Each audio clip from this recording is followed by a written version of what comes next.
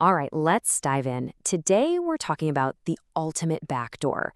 And no, not into a computer. I mean, into the human mind itself. We're going to explore this wild technology that could link our brains directly to machines, and then ask the big question, what happens when that connection gets hacked? And just look at this. We're moving way beyond the kind of stuff you might be imagining, all the familiar wires and electrodes. We are heading into a seriously strange new frontier, one that's based in the weird, weird world of quantum physics. So let's just pose the central question right up front. What if you could link your mind to a machine without a single wire?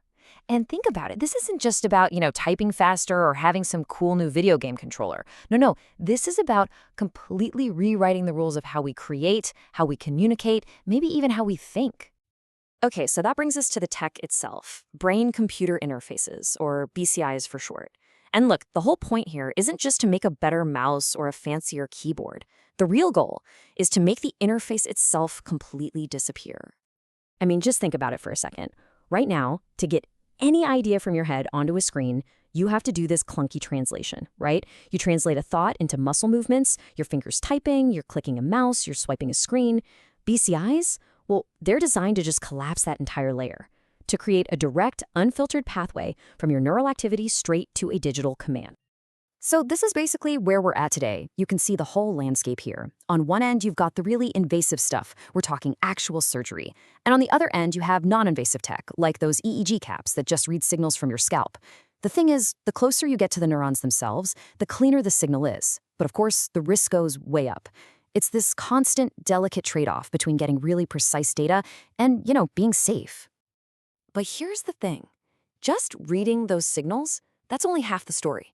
The real game changer, the absolute revolution, happens when you throw artificial intelligence into the mix, because that's what transforms a BCI from just a simple controller into something way more powerful, a true cognitive partner. And this leads to this absolutely fascinating concept called human-AI co-adaptation. Now, this is not a one-way street where the AI is just passively decoding your thoughts. Not at all. It's more like a dance. The AI starts to learn the unique rhythm of your brain, and at the same time, your brain learns the steps that the AI understands best.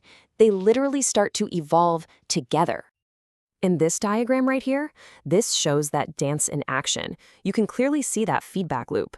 The AI is constantly adapting to the human brain, but, and this is the crazy part, the human brain, our own cognition, is adapting right back to the AI.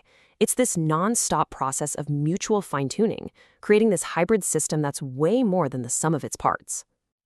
Okay, so if we're creating this incredibly intimate, deeply integrated system, what happens when somebody else wants in? This is the moment where the whole conversation shifts from pure possibility to some pretty serious peril. And this is where we enter the brand new and kind of terrifying domain of neurosecurity. And I really want you to let this next part sink in.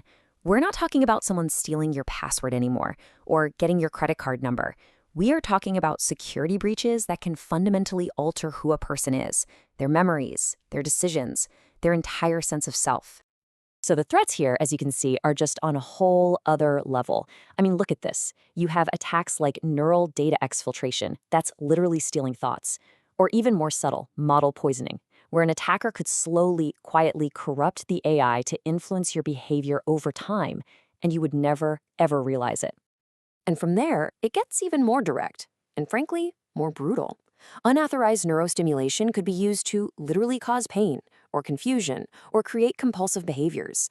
And something called cognitive conditioning could gradually shape what you like and what you decide, all through this constant subconscious feedback loop that you're not even aware of. So here's the bottom line, and it's a big one. Our entire model for cybersecurity is completely useless here. It's obsolete, right? We assume a user can tell when they've been compromised, but with this, neural manipulation could be totally imperceptible. You can't just change your password when the password is your own unique brain signature, and you can't just unplug the system when the system is you. Now, as you can probably guess, these kinds of capabilities are, well, they're of massive interest to military and defense agencies all over the world. But this leads to a really profound and, honestly, a deeply unsettling paradox. In this image, it just illustrates that paradox perfectly. Imagine this. To get a millisecond advantage on the battlefield, an AI might read a soldier's intent to fire and then help shape that action for maximum effect, maybe even before the soldier has a chance to consciously change their mind. And there's the paradox. In the search for perfect control and speed, the human being in the loop might actually lose their own agency. So that really becomes the core question, doesn't it? When an action is co-created by a human brain and an AI model, who's really the author? I mean, who's responsible? The whole concept of human agency, of being in control, just starts to dissolve. But hang on. Everything we've talked about so far assumes some kind of physical connection, right? Wires, implants, a cap. What if the interface wasn't just invisible, but what if it didn't physically exist at all? And this is where the story takes a hard turn, leaving the world of engineering behind and diving headfirst into the truly bizarre realm of quantum mechanics. And before you write this all off as just total science fiction, I want you to look at this. This is a real patent, filed by Lockheed Martin back in 2013 for a sensor based on a quantum phenomenon called the Aharonov-Bohm effect. This is not just theory. So what on earth is the Aharonov-Bohm effect? Okay, try to imagine it like this. Picture you're walking down a hallway with closed doors. Even if you never open a single door, the very fact that those rooms exist behind the doors changes how sound echoes in the hallway, right? Well, in a quantum sense, this effect is kind of like that. A particle can be influenced by a magnetic field it never even touches, just by the potential of that field being nearby.